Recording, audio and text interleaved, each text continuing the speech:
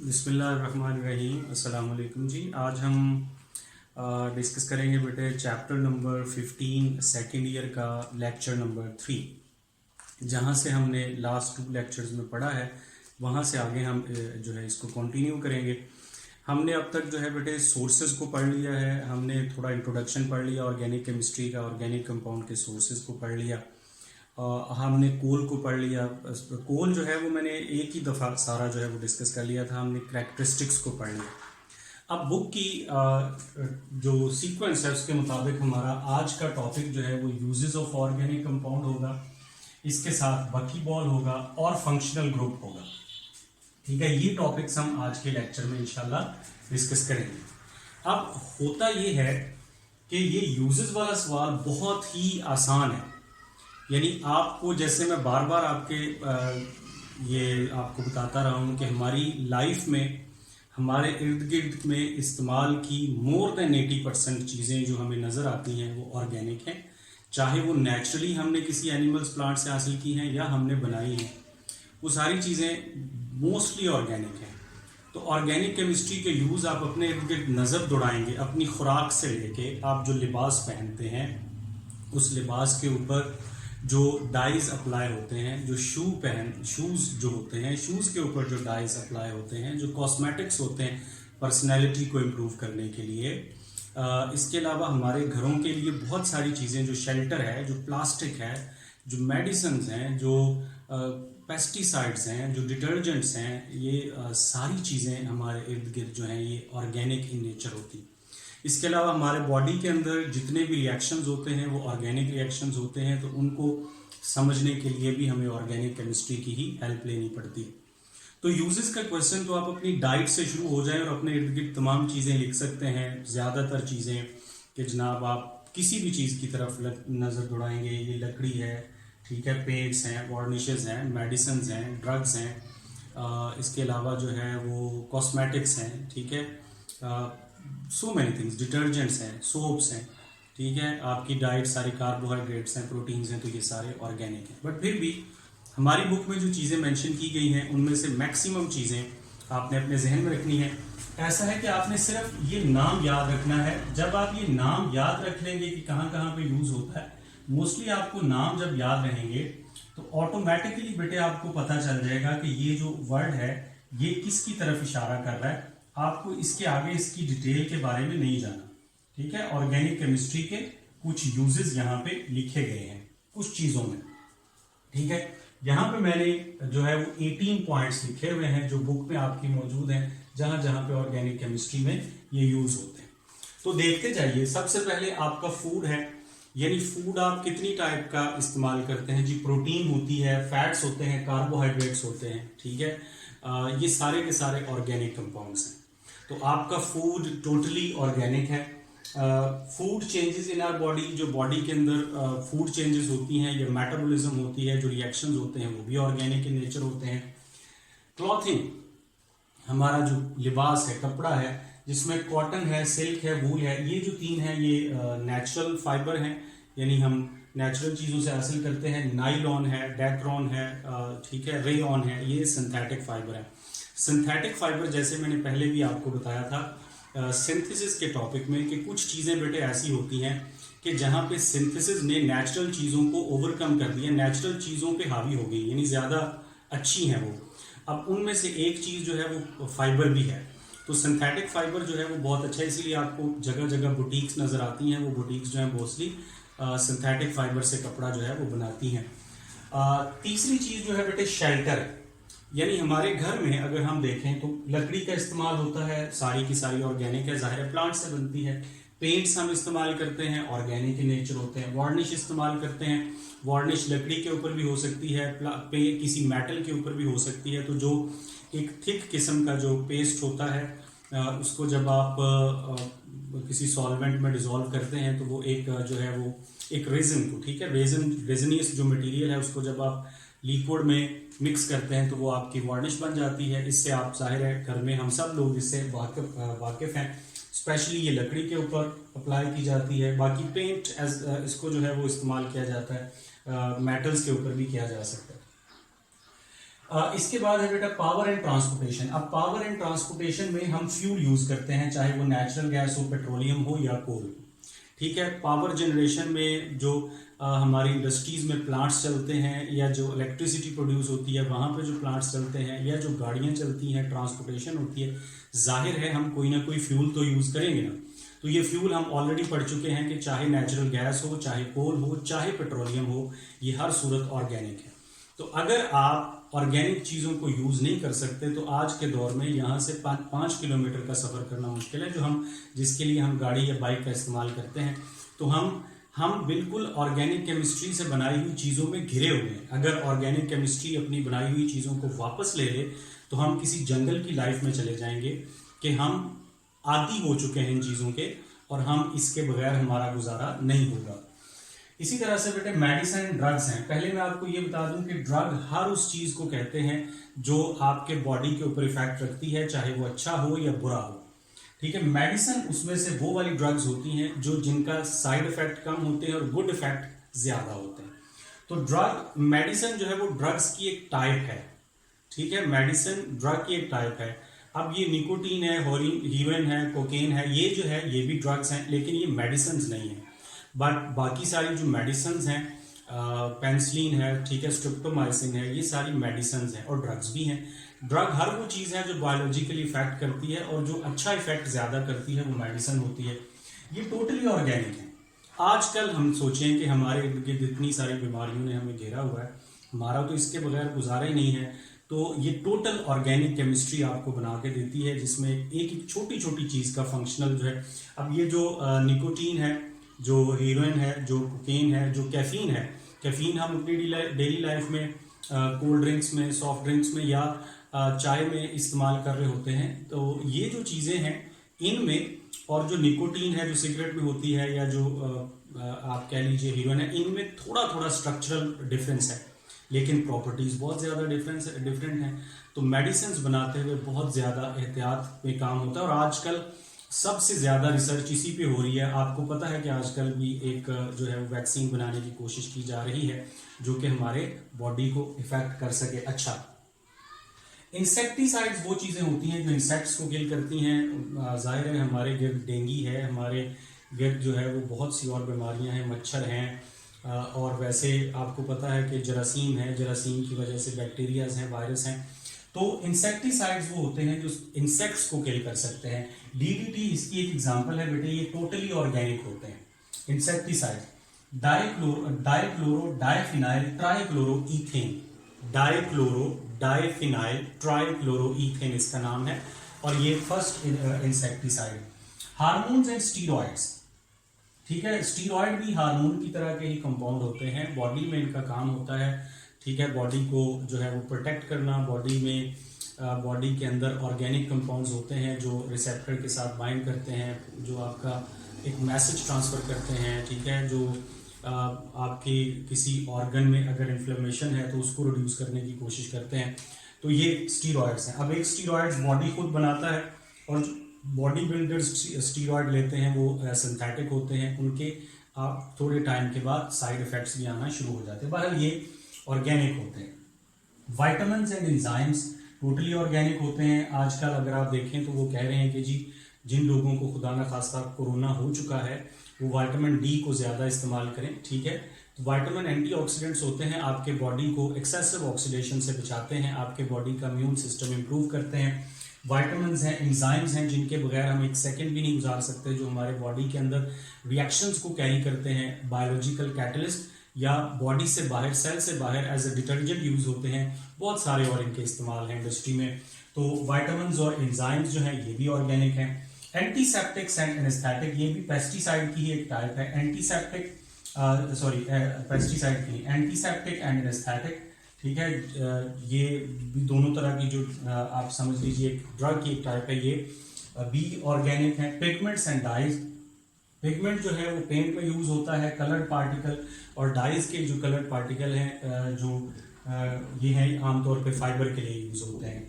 तो पिगमेंट का जो पार्टिकल साइज है जो पेंट में यूज होता है वो पार्टिकल साइज बड़ा होता है।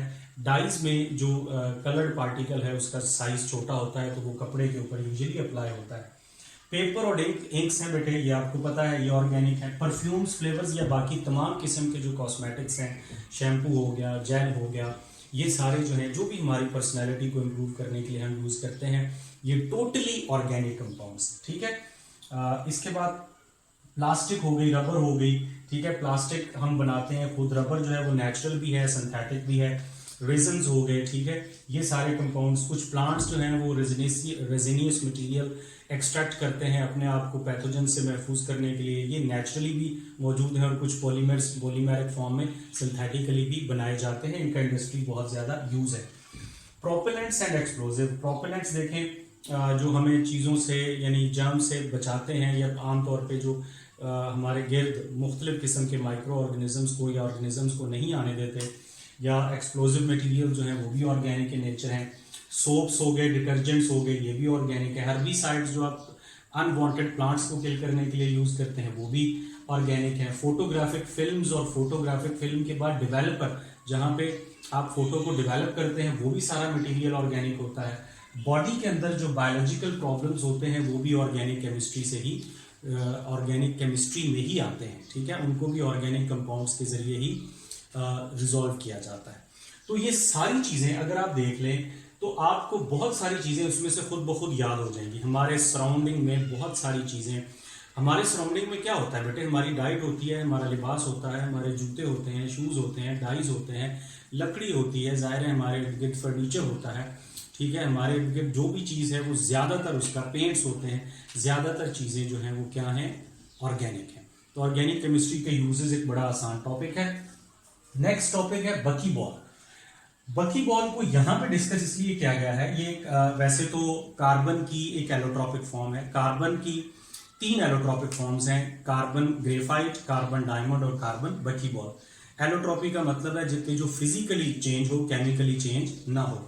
तो बकी बॉल एक्चुअली कार्बन की ऑर्गेनिक फॉर्म है, ऑर्गेनिक एलोट्रॉप है। जो डायमंड और ग्रेफाइट हैं वो इनऑर्गेनिक एलोट्रॉप हैं, तो वो इनऑर्गेनिक में डिस्कस करते हैं। तो ऑर्गेनिक होने की वजह से हम इसको यहाँ पे डिस्कस करते हैं। कुछ पॉइंट्स मैंने इसमें से लिख दिए। बकी बॉल के बारे में आपको बता दूं कि ये इसका जो स्ट्रक्चर है ये कार्बन से सारा मॉलिक्यूल बना होता है, फुटबॉल की तरह का इसका स्ट्रक्चर होता है। इसमें बेटे 6 मेंबर्ड और 5 मेंबर्ड रिंग्स होते हैं और उनमें डबल बॉन्ड होता है। अब ये स्ट्रक्चर एरीन यानी एरोमेटिक यानी बेंजीन की तरह का होता है। अगर आप देखें तो बेंजीन का जो स्ट्रक्चर है वो ये है, और जो बेंजीन जहां पे as a functional group role play करता है उनको हम एरीन्स कहते हैं, तो इनको भी हम एरीन्स कहेंगे। स्ट्रक्चर इसका ऑर्गेनिक मॉलिक्यूल से double bond single bond, double bond single bond match करता है, एरीन से मैच करता है, इसलिए हम इसको ऑर्गेनिक में कंसिडर करते हैं। तो 5 मेंबर्ड और 6 मेंबर्ड रिंग्स होते हैं, सर्कुलर फॉर्म में ये होता है। अब ये क्या है कि न्यू एलोट्रॉप ऑफ कार्बन है, 1985 में डिस्कवर हुई है डायमंड और ग्रेफाइट के बाद। तो ये एक न्यू एलोट्रॉपिक फॉर्म है। इसका पूरा नाम बकमिंस्टर फुलरीन है। फुलरीन का मतलब है कि इसके अंदर पूरे के पूरे स्ट्रक्चर में एरीन यानी एरोमेटिक लाइक स्ट्रक्चर है, यानी उसमें डबल बॉन्ड है, उसमें सिंगल बॉन्ड है, डबल है, 5 मेंबर हैं या 6 हैं, उसमें बेंजीन की तरह के स्ट्रक्चर्स मौजूद हैं कि जिसमें डबल बॉन्ड जो है वो बहुत ज्यादा आते हैं, इसलिए उसे फुलरीन्स कहते हैं। कॉन्जुगेशन होती है। बकमिंस्टर जो है वो उस एक आर्किटेक्ट का नाम था।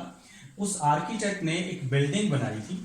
उस बिल्डिंग का जो एलोट्रॉप ये डिस्कवर होने से पहले थी, तो वो उस बिल्डिंग ये जब डिस्कवर हुआ तो इसका पूरा स्ट्रक्चर जो था वो उस बिल्डिंग से मैच करता था, इसलिए जो है इसको हमने बकमिंस्टर के नाम पे की वजह से हमने इसको नाम रखा। बकमिंस्टर आर्किटेक्ट का नाम है, फुलरीन इसके स्ट्रक्चर की वजह से कहते हैं, तो पूरा नाम इसका बकमिंस्टर फुलरीन हो गया। Named after an architect, Buckminster designed बकी बॉल शेप्ड बिल्डिंग। ठीक है। इसमें बेटे कार्बन जो इंपॉर्टेंट बात है कि इसमें बकी बॉल मुख्तलिफ साइज के होते हैं, 40 से लेके 100 तक कार्बन इसमें हो सकते हैं इसके स्ट्रक्चर में। जो मोस्ट कॉमन बकी बॉल होते हैं उनमें तकरीबन 60 कार्बन होते हैं, और ये हॉलो केज लाइक स्ट्रक्चर है। जैसे फुटबॉल होता है ना, अंदर से खाली और बाहर से जनाब आपने किसी चीज से बुना हुआ, तो बिल्कुल इसी तरह हॉलो केज लाइक स्ट्रक्चर इसका होता है।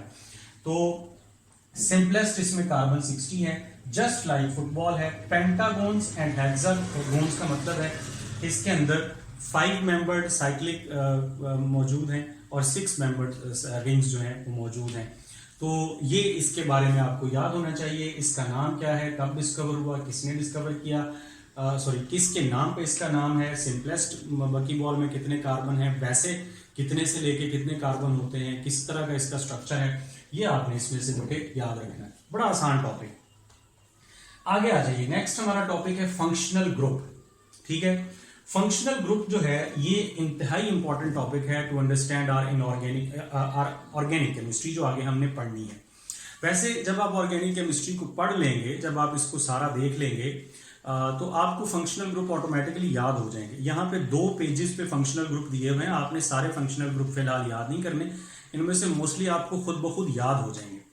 ठीक है, अब ऑर्गेनिक कंपाउंड में कार्बन और हाइड्रोजन की चेन होती है, और उसमें एक ऐसा पार्ट होता है, ये फर्ज कीजिए जैसे इसका कैप, या इसको कह लीजिए कि ये वाला इसका जो हिस्सा है, ये वाला जो इसका हिस्सा है जहां से ये लिखता है, ये एक्चुअली इसका फंक्शनल पार्ट है। अगर ये जहां से पेन ये लिखता है ये ना हो, पीछे तो इसकी सपोर्ट है ना, ठीक है, इंक है, सारा कुछ इसको सपोर्ट करने के लिए। असल फंक्शनल पार्ट इस मार्कर का ये वाला जो हिस्सा है जहां से ये लिखता है। अगर ये वाला हिस्सा ना हो तो ये मार्कर किसी काम का नहीं है, ये मार्कर इसका कोई फायदा नहीं है, चाहे इसका साइज और बढ़ा दिया जाए। इसी तरह से मॉलिक्यूल में कार्बन और हाइड्रोजन की एक चेन होती है, और उस चेन के साथ कोई ऐसा ग्रुप लगा होता है कि पूरे के पूरे मॉलिक्यूल की प्रॉपर्टीज उस ग्रुप पे डिपेंड करती हैं। मॉलिक्यूल्स की फिजिकल और केमिकल दोनों प्रॉपर्टीज, उसका बॉइलिंग पॉइंट, उसका मेल्टिंग पॉइंट, उसका स्ट्रक्चर, उसकी केमिकल रिएक्टिविटी, उसके रिएक्शंस, सारी प्रॉपर्टीज फंक्शनल पार्ट पे डिपेंड करती हैं। ठीक है, कार्बन हाइड्रोजन की जो अल्काइल चेन है उस पर डिपेंड नहीं करती। फंक्शनल ग्रुप क्या होगा, एन एटम, जैसे हैलोजन होता है हैलाइड, ठीक है, N atom. Group of atom भी हो सकता है, जैसे अल्कोहल है, एल्डिहाइड है, कीटोन है, कार्बोक्सिल है, ठीक है, ईस्टर है। एक एटम भी फंक्शनल ग्रुप में हो सकता है, 2 एटम भी, एक से ज्यादा एटम भी, डबल बॉन्ड और ट्रिपल बॉन्ड, 4 चीजें, an atom, group of atom, double bond और triple bond, that gives a molecule its characteristic properties, जो मॉलिक्यूल को उसकी प्रॉपर्टी असाइन करता है, जिसकी वजह से मॉलिक्यूल की प्रॉपर्टीज होती हैं। 4 चीजें, an atom, group of atom, double bond, triple bond, that imparts specific properties to an organic compound is called functional part या functional group। कुछ एग्जांपल्स देखिए, अल्कीन आपको पता है कि डबल बॉन्ड है, अब डबल बॉन्ड होगा तो ये एक अल्कीन फंक्शनल ग्रुप है। इसकी सफिक्स में जब अल्कीन का नाम लिखा जाता है तो एंड पे ENE लिखा जाता है। अल्कोहल, हर वो कंपाउंड जिसमें ये आर का मतलब क्या होता है बेटे, अल्काइल चेन, इसमें 2 कार्बन हो, 3 हो, 4 हो, इसमें सिर्फ एक हाइड्रोजन कम होगी, अल्केन से एक हाइड्रोजन कम होगी, और उस हाइड्रोजन की जगह पे क्या लगा होगा, फंक्शनल ग्रुप। ठीक है, अल्केन का फॉर्मूला होता है CnH2n+2 और अल्काइल ग्रुप का होता है CnH2n+1, मैट्रिक में आपने पढ़ा होता है। ठीक है, जैसे CH3 है उसे मिथाइल कहते हैं मीथेन से, C2H5 है उसे इथाइल कहते हैं, C3H7 है उसे प्रोपाइल कहते हैं। तो एक हाइड्रोजन उसमें कम होती है, उस हाइड्रोजन के बाद क्या लगा होता है, उस हाइड्रोजन के बाद आपका फंक्शनल ग्रुप होता है। तो फंक्शनल ग्रुप की वजह से आपको, अब ये अल्कोहल, ठीक है, अगर ये OH इस कंपाउंड में ना हो, सिर्फ R के बाद हाइड्रोजन होती, अल्केन होता, तो ये कंपाउंड वाटर सॉल्युबल नहीं है। लेकिन यहाँ पे OH आने से ये कंपाउंड वाटर सॉल्युबल है, और सारी प्रॉपर्टीज उसकी किस पे डिपेंड करेंगी, इस पार्ट पे। पीछे 2 कार्बन हो, 3 हो, 4 हो, 10 हो, 20 हो, सारी प्रॉपर्टीज इस पे डिपेंड करेंगी, फंक्शनल पार्ट। तो OH, अल्कोहल का फंक्शनल ग्रुप OH है, OL से रिप्रेजेंट किया जाता है। एल्डिहाइड का फंक्शनल ग्रुप, इसको कार्बोनाइल भी कहते हैं, ऑक्सो भी कहते हैं, C डबल बॉन्ड O, ठीक है, फॉर्माइल भी कहते हैं, फॉर्माइल FORMYL। एक साइड पे हाइड्रोजन होती है, दूसरी साइड पे अल्काइल ग्रुप होता है, और इसका सफिक्स यानी इसके एंड पे जो वर्ड लिखे जाते हैं वो AL है। जैसे अगर आपके मॉलिक्यूल में 3 कार्बन हो और वो एल्डिहाइड हो तो उसे लिखेंगे प्रोपेनल। ठीक है, इस तरह से अल्काइल ग्रुप का मैंने आपको बता दिया कि अल्काइल ग्रुप के आगे जो फंक्शनल पार्ट होता है वो एक्चुअली आपका फंक्शनल ग्रुप होता है। जी बेटे, कुछ मजीद फंक्शनल ग्रुप्स मैंने लिखे। वैसे बुक में हमारे 2 पेजेस पे फंक्शनल ग्रुप हैं, तो सारे फंक्शनल ग्रुप आपको ऐसे रट्टा नहीं लगाना, मोस्टली उनमें से याद हो जाएंगे ना, क्योंकि आपने इनको आगे चैप्टर्स में इन फंक्शनल ग्रुप्स के बारे में ही तो पढ़ना है। बट कुछ फंक्शनल ग्रुप में आपकी नज़र से ज़रूर गुजारना चाहता हूँ, ताकि आप आहिस्ता आहिस्ता आपके जहन में ये बैठना शुरू हो जाए। मैट्रिक की क्लास में कुछ आपने पढ़े होते हैं, एल्डिहाइड कीटोन का अब प्रॉबेबली आपको पता होगा। कार्बोक्सिलिक एसिड जो है ये फंक्शनल ग्रुप है, फैमिली है, और इसका स्ट्रक्चर में C डबल बॉन्ड OH आता है। यानी कार्बन के बाद 2 ऑक्सीजन होते हैं, फिर हाइड्रोजन होती है, 2 ऑक्सीजन में एक डबल बॉन्ड के साथ होती है और एक OH होती है, इसे कार्बोक्सिलिक एसिड कहते हैं। अगर कार्बोक्सिलिक एसिड जो है ये एज अ प्रीफिक्स लिखा जाएगा किसी स्ट्रक्चर में तो इसको फिर कार्बोक्सी कहेंगे। इसी तरह से ये जो है ईस्टर, ठीक है, अगर आपके कार्बोक्सिलिक एसिड में ऑक्सीजन के साथ जो हाइड्रोजन है उस हाइड्रोजन की जगह पे भी कोई अल्काइल ग्रुप हो, चाहे मिथाइल हो चाहे इथाइल हो, आर का मतलब अल्काइल है, मिथाइल हो सकता है, इथाइल, ये दोनों सेम भी हो सकते हैं, डिफरेंट भी, इसीलिए मैंने आर प्राइम लिखा है कि ये दोनों डिफरेंट है लेकिन अल्काइल ग्रुप हैं। अल्काइल ग्रुप का मतलब है, अल्काइल ग्रुप का मतलब बेटे मैं पहले भी बता चुका हूं कि अल्काइल में B CH3, C2H5, C3H7, C4H9 and so on, ठीक है, इसे अल्काइल कहते हैं और इसे फिनाइल कहते हैं, C6 या एराइल कहते हैं C6H5 को, ठीक है। ये जो है ये फंक्शनल ग्रुप में आप प्रीफिक्स के तौर पे जो चीजें लिखते हैं, तो कोई भी हो, हमारा मेन चीज जो है फंक्शनल ग्रुप है। अगर कार्बोक्सिलिक एसिड में जो एंड पे हाइड्रोजन होती है उसकी जगह पे भी कोई और अल्काइल ग्रुप या एराइल ग्रुप लगा हो तो उसे कहेंगे ईस्टर। नाइट्रो ग्रुप बेटे NO2 को कहते हैं। NO2 में एक ऑक्सीजन डबल बॉन्ड के साथ होती है, दूसरी ऑक्सीजन जो है वो कोऑर्डिनेट कोवलेंट बॉन्ड के साथ होती है। इस ऑक्सीजन पे नेगेटिव चार्ज होता है और नाइट्रोजन पे पॉजिटिव चार्ज होता है। कोऑर्डिनेट कोवलेंट बॉन्ड का मतलब है कि एक इलेक्ट्रॉन पेयर नाइट्रोजन डोनेट करता है। अमाइंस जो है NH2 जिसमें हो, अब एक हाइड्रोजन हो या 2 हो या 3 हो, लेकिन नाइट्रोजन होनी चाहिए, मतलब अमाइंस प्राइमरी होते हैं। अगर 2 हाइड्रोजन हो, एक अल्काइल ग्रुप इसके साथ लगा हो नाइट्रोजन से, अगर एक हाइड्रोजन हो और नाइट्रोजन के साथ बाकी 2 अल्काइल ग्रुप हो तो वो सेकेंडरी होते हैं, टर्शियरी होते हैं। बहरहाल नाइट्रोजन आपके मॉलिक्यूल में होनी चाहिए, वो अमाइंस कहलाते हैं। अमाइड थोड़ा सा डिफरेंस है। अमाइड फंक्शनल ग्रुप में बेटे NH2 के साथ एक एडिशनल चीज होती है जो कार्बोनाइल है, यानी कार्बोनाइल प्लस अमाइड, इन दोनों फंक्शनल ग्रुप को मिला के एक ही चीज बन जाती है और ये है अमाइड। प्रोटीन जो है वो अमाइड हैं, ठीक है, इसी तरह से बहुत से सिंथेटिक फाइबर्स अमाइड हैं। तो अमाइड्स 2 फंक्शनल ग्रुप का सम है लेकिन एक्चुअली ये एक ही फंक्शनल ग्रुप टोटली बन जाता है। थायोल्स, इसको मर्कैप्टो भी कहते हैं और ये SH को कहते हैं, ठीक है, थायोल। जैसे सिंपल अल्कोहल होते हैं तो थाईओल सल्फर कंटेनिंग अल्कोहल होते हैं, ठीक है। आर ग्रुप उसी तरह अल्काइल होगा, SH होगा, तो जैसे यहां मिथाइल हो तो मिथाइल थायोल, इथाइल हो तो इथाइल थायोल। सल्फाइड बेटे आपके कंपाउंड में सल्फर आनी चाहिए, जैसे अगर यहाँ पे 2 मिथाइल ग्रुप हो तो डाई मिथाइल सल्फाइड, इसको क्या कहेंगे, सल्फाइड, सिर्फ सल्फर होनी चाहिए। सल्फोक्साइड में सल्फर के साथ एक साइड पे ऑक्सीजन होनी चाहिए। अब वो ऑक्सीजन या तो सल्फर के साथ डबल बॉन्ड के साथ होगी या कोऑर्डिनेट कोवलेंट बॉन्ड के साथ होगी, लेकिन फंक्शनल ग्रुप आपके ऑर्गेनिक मॉलिक्यूल में सल्फोक्साइड में ऑक्सीजन के साथ ऑक्सीजन एक होनी चाहिए, ठीक है। इसी तरह से सल्फोन्स, ये बड़ी जबरदस्त किस्म की ड्रग्स की एक क्लास है सल्फोन्स, इसमें सल्फर के साथ 2 ऑक्सीजन होनी चाहिए। मैं वो फंक्शनल ग्रुप लिख रहा हूं जो कॉमनली बच्चे ज्यादा देखते नहीं है, ठीक है, ताकि आपकी नजर से बेटा ये गुजर जाए। अब यहां पे भी सल्फर के साथ दोनों साइड पे बेशक आप ऑक्सीजन का डबल बॉन्ड बनाए, बेशक कोऑर्डिनेट बॉन्ड बनाए, लेकिन सल्फर के साथ 2 ऑक्सीजन हो तो वो सल्फोन्स हैं, ठीक है। सल्फर के साथ एक साइड पे ऑक्सीजन हो तो सल्फोक्साइड है, सल्फर के साथ कोई ऑक्सीजन ना हो तो वो सल्फाइड है। CN ग्रुप को नाइट्राइल कहते हैं। इसी तरह से बेटे और एसिड जो है, अगर इसमें OH की जगह पे Cl लगा हो तो एसिड हेलाइड्स हैं। मतलब बात करने का ये है कि आपको फंक्शनल ग्रुप की डेफिनेशन याद करनी है। कुछ फंक्शनल ग्रुप्स आपको लाजमी जहन में रखने हैं, स्पेशली वो जो बुक में आगे आप नहीं पढ़ सकते, तो आपने जितने आप मैक्सिमम इनमें से याद कर सकते हैं उनको याद आपने करना है। एक बड़ा इंपॉर्टेंट क्वेश्चन इसमें ये होता है कि what is functional group, right any 4 functional groups having oxygen in them, ठीक है, ऑक्सीजन वाले। तो आपने नाम, असल में जब आपको ये एग्जांपल आती है तो आपने नाम लिखना है, जनरल स्ट्रक्चर बनाना है और आगे एग्जांपल भी लिखनी है। एग्जांपल में हम यहाँ पे कोई भी अल्काइल ग्रुप लिख सकते हैं, ठीक है, यहाँ C2H5 लिखते हैं, यहाँ CH3 लिखते हैं, यहाँ CH3 लिखते हैं, तो आगे हम कोशिश करते हैं कि उसकी एग्जांपल भी लिखें, ठीक है। ये फंक्शनल ग्रुप है। अब हमारी बुक में फंक्शनल ग्रुप का एक आखिरी टॉपिक है, इसकी इंपॉर्टेंस, इसकी अहमियत क्या है, फंक्शनल ग्रुप किस लिए यूज होता है, क्या हम इससे हासिल करते हैं। बेटे फंक्शनल ग्रुप में 3 बातें हमारे लिए बड़ी यूजफुल ये जो है वो करता है, हमारी बुक में मेंशन है। पहली बात तो ये कि फंक्शनल ग्रुप नॉमेनक्लेचर की बेस है, यानी जब हम कंपाउंड्स के नाम लिखते हैं, जैसे इथेनॉल, इथेनॉल क्यों कहेंगे, क्योंकि फंक्शनल ग्रुप जो है वो OL है।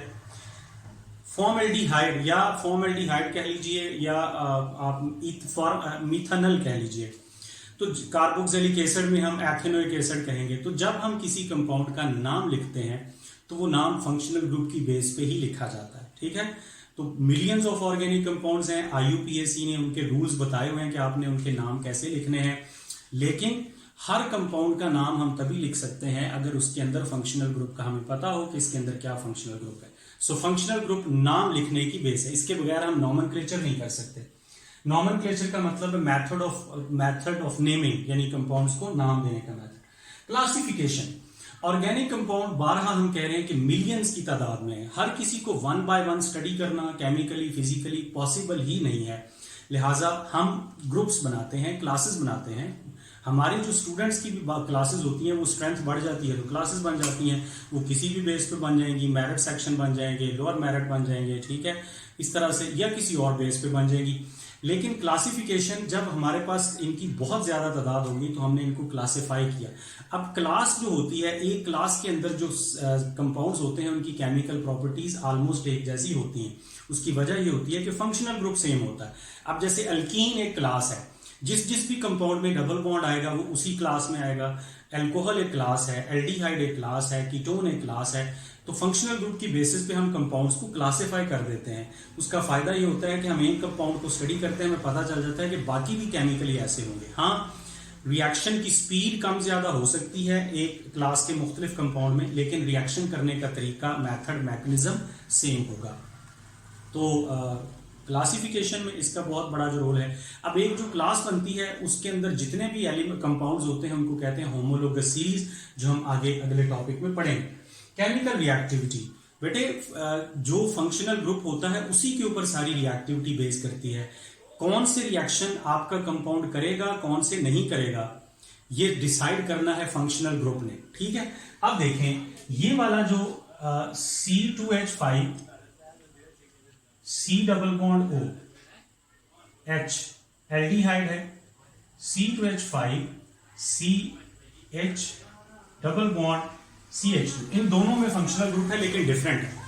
अब इसके जो रिएक्शंस होते हैं, आप देखेंगे कि इसके जो रिएक्शंस होते हैं वो एडिशन होते हैं, लेकिन वो न्यूक्लियोफिलिक एडिशन है। इसके जो रिएक्शंस हैं वो एडिशन होते हैं, लेकिन वो इलेक्ट्रोफिलिक एडिशन है। इसी तरह से फैसला किसने करना है कि रिएक्शन होगा या नहीं होगा, अगर होगा तो कौन सा होगा, एडिशन होगी, सब्स्टिट्यूशन होगी, एलिमिनेशन होगी, ठीक है, ऑक्सीडेशन होगी, जो भी रिएक्शन होना है उसका फैसला अकॉर्डिंग टू फंक्शनल ग्रुप होता है।